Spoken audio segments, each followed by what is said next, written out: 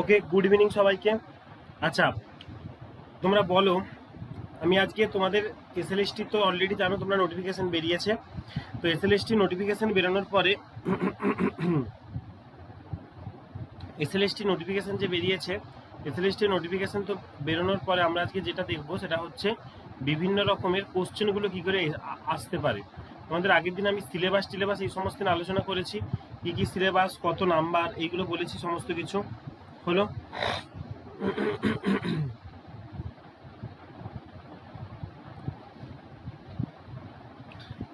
ঠিক আছে, তো আজকে হচ্ছে আমরা দেখব যে বাকিগুলো কোশ্চেন আনসার কেমন হতে পারে বা কিরকম কোশ্চেন এসছে প্রিভিয়াস ইয়ারে, কেমন। আচ্ছা বলো তো, তা সেই হিসেবে আমরা শুরু করব। প্রত্যেকে কিন্তু আনসার করা চাই, এবং অনুষ্ঠানটা মানে ক্লাসটা লাইভ ক্লাস হচ্ছে, যতটা পারবে একটু বন্ধুদের মাধ্যমে শেয়ার করে দিও, বন্ধুদের মধ্যে একটু শেয়ার করে দিও কাইন্ডলি, ঠিক আছে? তো দেখেছো ফিজিওলজি, জুলজি এবং বোটানি 3টে পার্ট থাকছে আমাদের এবার এসএলএসটি সিলেবাসে। তো আমরা প্রথমে আজকে যেটা করছি সেটা হচ্ছে কিছু কোশ্চেন অ্যান্সার কীরকম হতে পারে তার একটা কমন আইডিয়া দিচ্ছি, ঠিক আছে? বলো। আচ্ছা, লিম্ফয়েড কলা পাওয়া যায়, লিম্ফয়েড কলা পাওয়া যায়, এটা কার মধ্যে হবে? লিম্ফয়েড কলা পাওয়া যায়,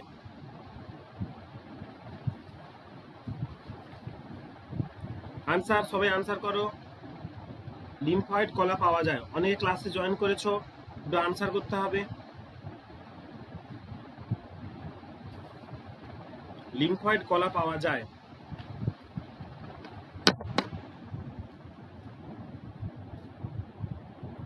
কোথায় কোথায় পাবো?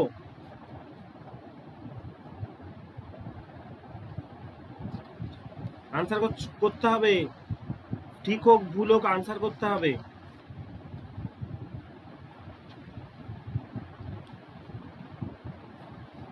আচ্ছা দেখো, তোমাদেরকে বলে রাখি, এই যে লিম্ফের ব্যাপারটা হচ্ছে কি না, লিম্ফের ক্ষেত্রে বা যেটাকে আমরা বলেছি লসিকা, লসিকাও ঠিক কি, লসিকাও ঠিক একই রকম।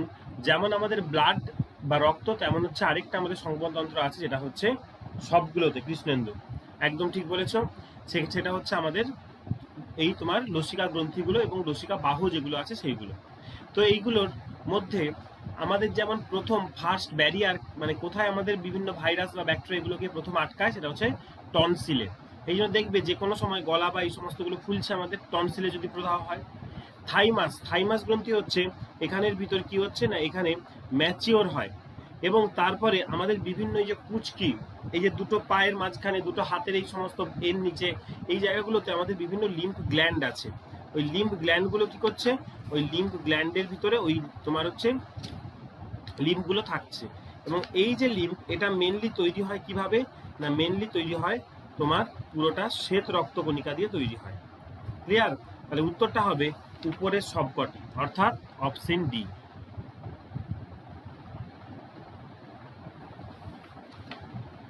হলো? আচ্ছা, অ্যারিটিনয়েড কার্টিলেজ দেখা যায়, অ্যারিটিনয়েড কার্টিলেজ দেখা যায়, পরেরটা আনসার করো। লসিকার ভিতরে মেন থাকে হচ্ছে আমাদের লিম্ফোসাইট, আরেকটা হচ্ছে মনোসাইট। মনে রাখবে, লিম্ফয়েড কলা মানে লসিকা যেটা, সেটা হচ্ছে লসিকার ভিতরে দুটো থাকে, একটা হচ্ছে মনোসাইট আর 2 নম্বর হচ্ছে লিম্ফোসাইট।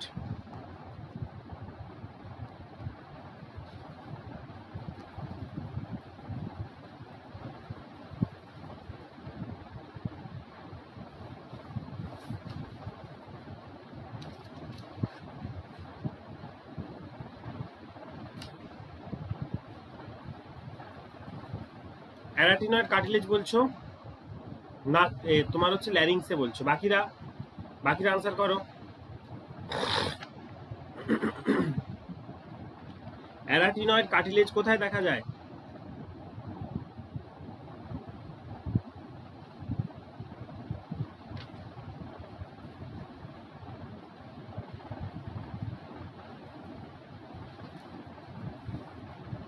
দেখো, অ্যারাটিনয়েড কার্টিলেজ দেখা যায়, এটা হচ্ছে অপশন এ হবে, নাকে। No no no, option B নয়, অপশন ল্যারিংসে নয় গো, এটা হচ্ছে অ্যারাটিনয়েড কার্টিলেজ দেখা যায়, সেটা হচ্ছে আমাদের নাকে।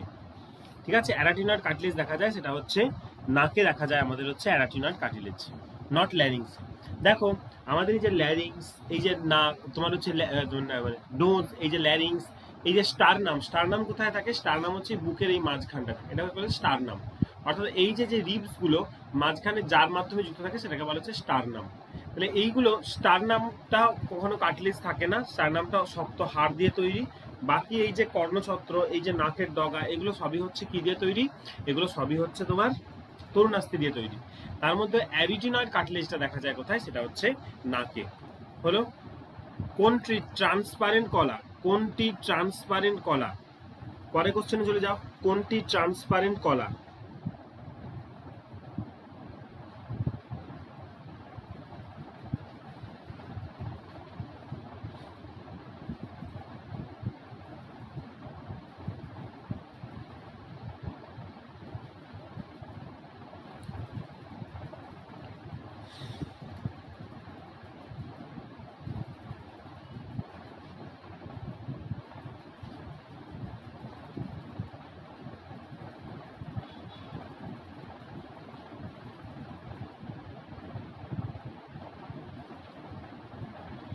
কি বলছো? কোনটি ট্রান্সপারেন্ট কলা? তিনের দাগের আনসারটা বলো। ট্রান্সপারেন্ট কলা কোনটি হবে? 73 বলো কোনটি ট্রান্সপারেন্ট কলা?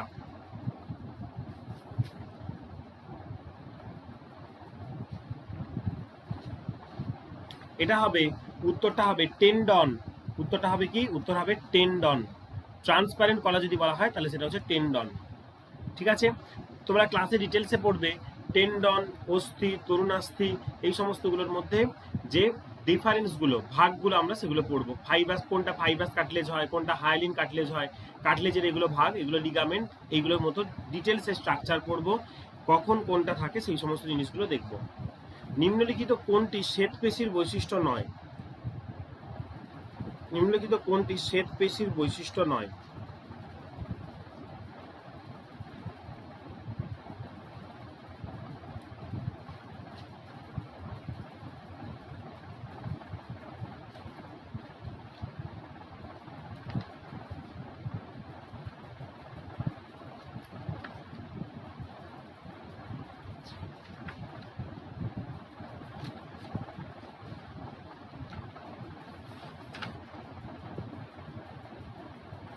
বলো, নিম্নলিখিত কোনটি শ্বেতপেশির বৈশিষ্ট্য নয়?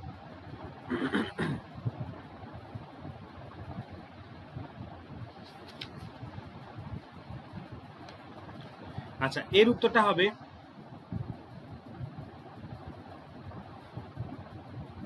অপশন ডি, অর্থাৎ দীর্ঘ সময় ধরে কাজ করতে পারে, সহজে ক্লান্ত হয় না।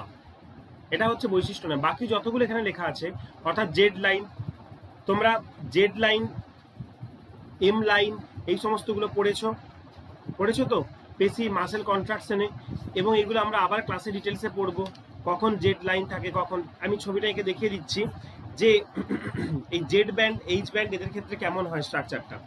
না, প্রথমে দেখো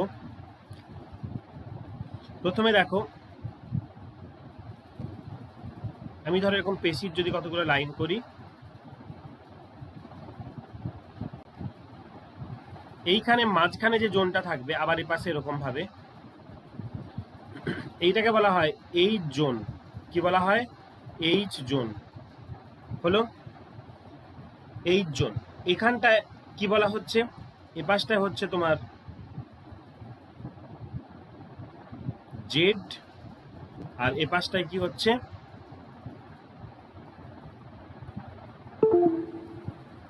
এ পাশটায় হচ্ছে জেড। অর্থাৎ এইচ জোনটা থাকছে হচ্ছে মাঝখানে, দুপাশে কে থাকছে? দুপাশে হচ্ছে জেড। হলো? তাহলে এই যে আমাদের পেশির ক্ষেত্রে কি আছে? এইচ জোন আছে, আর দুপাশটায় হচ্ছে জেড, এবং এইচ জোনের মাঝখানে একটা লাইন থাকে। ঠিক আছে, এইচ জোনের মাঝখানে কি থাকে? একটা লাইন থাকে। সেটা কোথায় থাকে? না, সেটাকে বলা হবে এখানে এইচ জোনের মাঝখানে কি একটা গাঢ় অঞ্চল থাকবে। কি বলবো? একটা গাঢ় অঞ্চল থাকবে, যেটাকে আমরা বলবো কি? M line. এটাকে বলবো এই লাইন, এম লাইন। তাহলে এইচ জোনের মাঝখানে যে গাঢ় অঞ্চলটা থাকে সেটাকে আমরা কি বলবো? M line.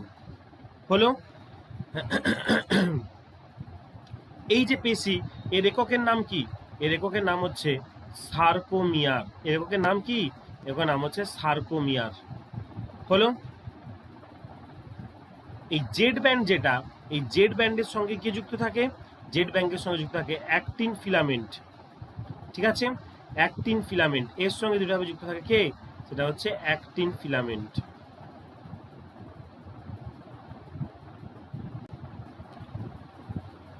হলো? অ্যাক্টিন ফিলামেন্ট হলো। জেড ব্যান্ডের সঙ্গে তাহলে অ্যাক্টিন ফিলামেন্ট যুক্ত আছে। আচ্ছা, এই যে তাহলে এটা হলো এইচ জোন, এইচ জোনের মাঝে এম লাইন, দুপাশে কে আছে? দুপাশে হচ্ছে জেড ব্যান্ড। হলো? আচ্ছা, আই ব্যান্ড বলে একটা ব্যান্ড থাকে, সেই আই ব্যান্ড কোন ব্যান্ডটাকে বলবো? আই ব্যান্ড আমরা বলবো হচ্ছে a band R I band দুটো হয়। উচ্চ প্রতিসরাঙ্ক বিশিষ্ট গাঢ় যেটা গাঢ়, সেটাকে আমরা বলবো হচ্ছে এ ব্যান্ড, আর কম গাঢ় যেটা, সেটাকে আমরা কি বলবো? I band. গাঢ় হলে সেটা হবে এ ব্যান্ড, আর কম গাঢ় হলে সেটাকে আমরা বলবো আই ব্যান্ড। ক্লিয়ার? এগুলো মোটামুটি পেশির ক্ষেত্রে হচ্ছে বৈশিষ্ট্য, এবং কখন আই ব্যান্ড কখন তোমার হচ্ছে এ ব্যান্ড হচ্ছে, এই জোন কি, এগুলো আমরা দেখবো। অস্থি কি নিয়ে গঠিত? পরে কোশ্চেন আছে দেখো, অস্থি কি নিয়ে গঠিত?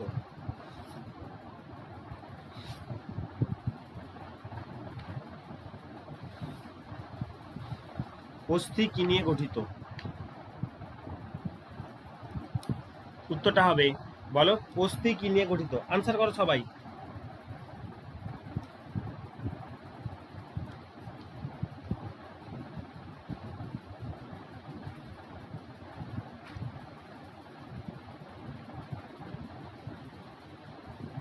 এর উত্তর হবে অপশন সি, ক্যালসিয়াম এবং ফসফরাস। অস্থি কি নিয়ে গঠিত? ক্যালসিয়াম এবং ফসফরাস। হলো। ছয়টা বলো, কোষ পর্দার আধুনিক মতবাদ অনুযায়ী কোষ পর্দার গঠন হলো। পরে কোশ্চেন, এটা আমরা কোষ পর্দা থেকে দেখছি। কোষ পর্দার আধুনিক মতবাদ অনুসারে কোষ পর্দার গঠন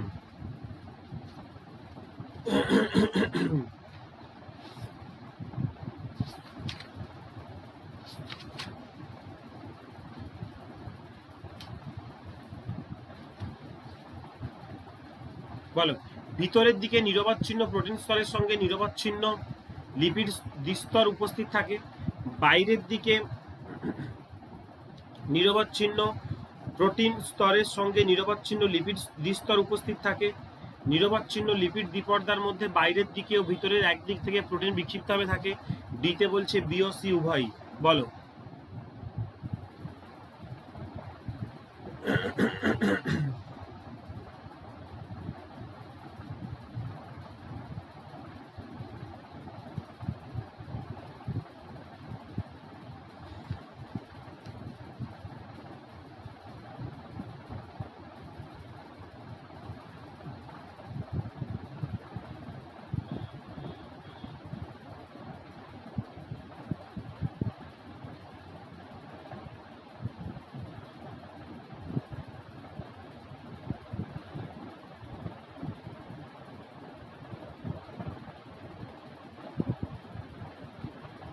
কি হবে উত্তরটা? হবে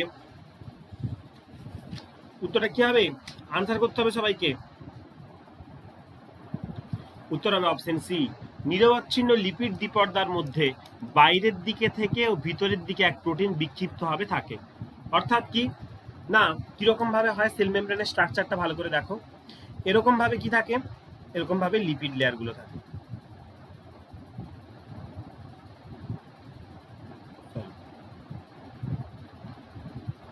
এক সেকেন্ড।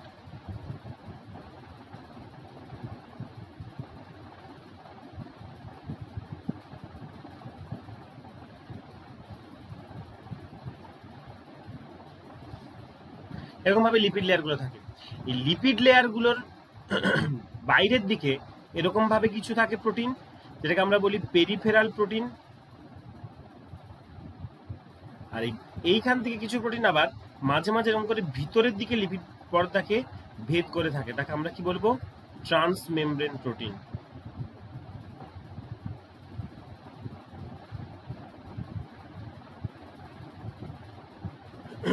এটা পেরিফেরাল, বাইরের দিকে আছে বলে, আর এটা দুটো লেয়ারকে ঘিরে থাকছে বলে এটাকে আমরা কি বলবো? Trans membrane protein. এরকম ভাবে ঘিরে থাকছে। হলো।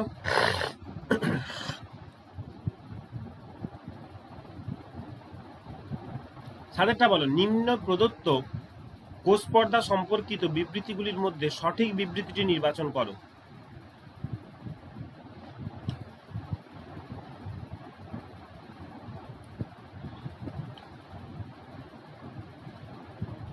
কোষ পর্দার 60 থেকে 70% তৈরি করে প্রোটিন। কোষ পর্দার তরল মোজাইক মডেল দিয়েছিলেন সিঙ্গার নিকলসন। ভিতরের দিকে মেরুজ প্রান্ত সহ লিপিডগুলি দ্বিস্তরে সজ্জিত থাকে। নিষ্ক্রিয় পরিবহনের দ্বারা Na+ ও K+ আয়ন কোষ পর্দা বরাবর বাহিত হয়।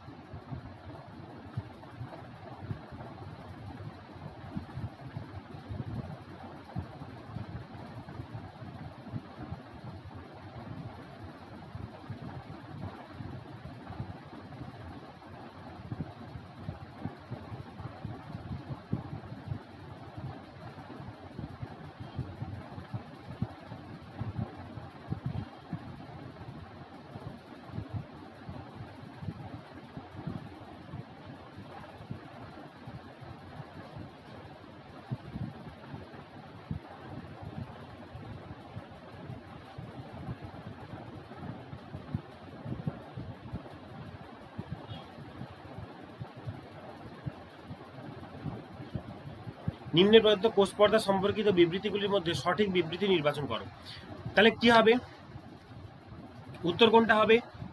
26 উত্তরটা হবে বিজ্ঞানী সিঙ্গাল ও নিকলসন।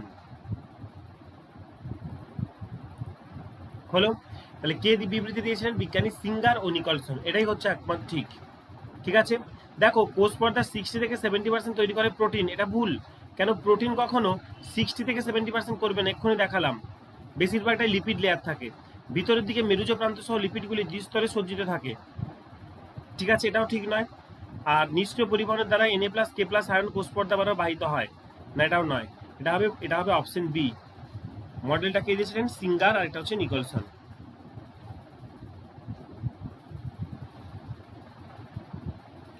তারপরেরটা করো। কোষ পর্দাস্থিত ভেসিকেলের মধ্য দিয়ে কোষে প্রোটিন পরিবাহিত হয়। এই ভেসিকেলগুলি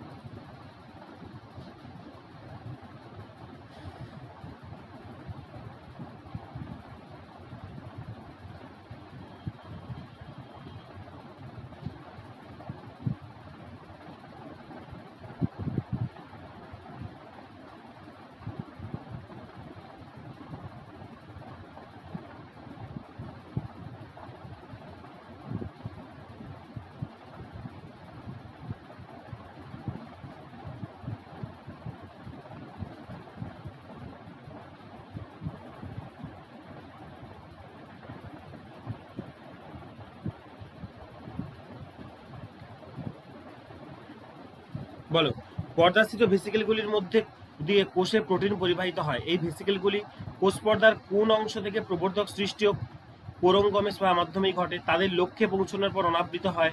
তাহলে কি এই ভেসিকেলগুলো বৈশিষ্ট্য কি সেগুলো আমরা এখানে কোশ্চেনে দিয়েছি। তাদের পর্দার ভিতরের দিকে প্রোটিন আচ্ছাদিত স্তর দ্বারা ধারণ করে।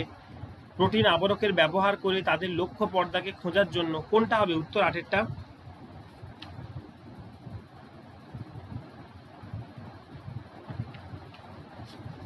উত্তর হবে অপশন সি 1, 2 and 4। অর্থাৎ এই ভেসিকেলগুলো কি কোষ পর্দার কোন অংশ থেকে প্রবর্ধক সৃষ্টি, এবং দেখো এরকম ভাবে থাকে, যখন কোনো একটা ভেসিকেল তৈরি হবে এখান থেকে কোনো একটা প্রবর্ধক তৈরি হলো এবং সেটা ওখান থেকে কেটে বেরিয়ে গেল। হলো, আচ্ছা 2 বলছে তাদের লক্ষ্যে পৌঁছানোর পর অনাবৃত হয়। ওই যে ভেসিকেলগুলো তৈরি হচ্ছে ওগুলো তার টার্গেট অর্গানে গিয়ে তখন ওখানে খুলে যাচ্ছে। প্রোটিন আবরকের ব্যবহার করে তাদের লক্ষ্য পর্দাকে খোঁজার জন্য এগুলি সঠিক। ঠিক আছে, এই প্রোটিন আবরককে ব্যবহার করে খোঁজার জন্য, এই পর্যন্ত কোশ্চেনটা। তাহলে প্রোটিন আবরক ব্যবহার করে তাদের লক্ষ্য পদার্থকে খোঁজার জন্য। ঠিক আছে, এটাও ঠিক। তাহলে এই জন্য উত্তর হলো অপশন সি। 9টা বলো, গ্যাপ জাংশনের কাজ হলো। গ্যাপ জাংশন কি কাজ করে? গ্যাপ জাংশন কি কাজ করে?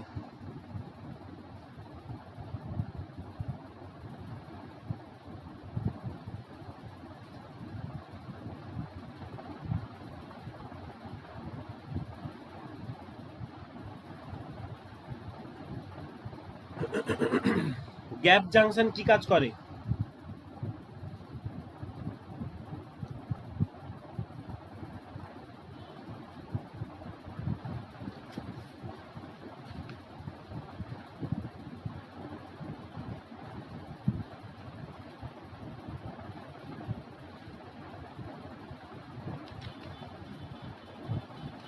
দেখো পাশাপাশি, অপশন হবে অপশন সি, পাশাপাশি অবস্থিত কোষগুলির মধ্যে যোগাযোগ স্থাপন সহজতর করা।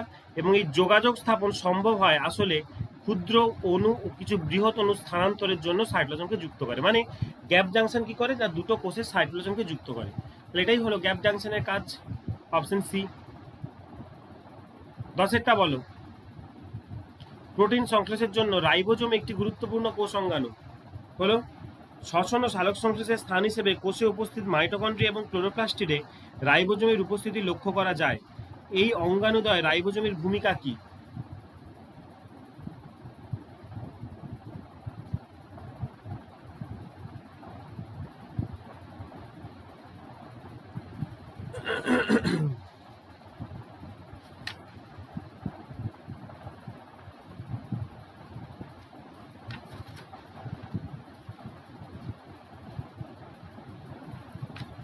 বলো। আচ্ছা, এই দেখো লেখা আছে শ্বসন ও সালোক সংশ্লেষের স্থান হিসেবে কোষে উপস্থিত মাইটোকন্ড্রিয়া এবং ক্লোরোপ্লাস্টিডে রাইবোজোমের উপস্থিতি লক্ষ্য করা যায়। তাহলে রাইবোজোমের ভূমিকা কি না, রাইবোজোমের কাজটাই হচ্ছে অঙ্গাণুগুলির কিছু প্রয়োজনীয় প্রোটিন সংশ্লেষ করা। রাইবোজোম আমরা কি হিসেবে জানি, প্রোটিন সিনথেসিস করে। তাহলে কি কাজ করে, কিছু প্রয়োজনীয় প্রোটিনের একক সংশ্লেষিত হয় অঙ্গাণুগুলোর মধ্যে, কি হচ্ছে প্রয়োজনীয় প্রোটিনের এককগুলো সংশ্লেষিত হচ্ছে হলো। তাহলে আমরা প্রিভিয়াস ইয়ারে কিছু কোশ্চেন দেখলাম, কিরকম কোশ্চেন আসতে পারে পরীক্ষায় সেগুলো দেখলাম। এছাড়াও তোমাদের খুব শীঘ্রই আমাদের গ্রুপ ডি এবং সির ক্লাস শুরু হচ্ছে, এবং এখানে তোমাদের যতগুলো সাবজেক্ট, অর্থাৎ গ্রুপ ডি হলে সেখানে কারেন্ট অ্যাফেয়ার্স, জেনারেল নলেজ এবং তার সাথে তোমার কিছু ওই কম্পিউটার বেসড যে সমস্ত সেগুলো আমরা পড়ব। গ্রুপ সির সাথে যেহেতু অতিরিক্তভাবে ইংলিশ অ্যাড আছে এবং কম্পিউটার টাইপিং বা এই সমস্ত সেই সমস্ত ক্লাসগুলো কিন্তু এখানে ডিটেলসে করানো হবে।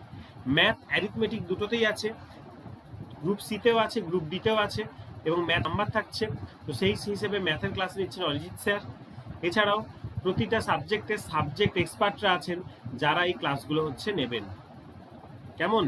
তো তোমরা অলরেডি নিচে আমাদের কন্ট্যাক্ট নাম্বার দেওয়া আছে এবং এখানে সবাই যোগাযোগ করো, ক্লাস দেখো, ডেমো ক্লাস দেখো, এবং ক্লাস শুরু হয়ে যাবে কিছুদিনের মধ্যেই।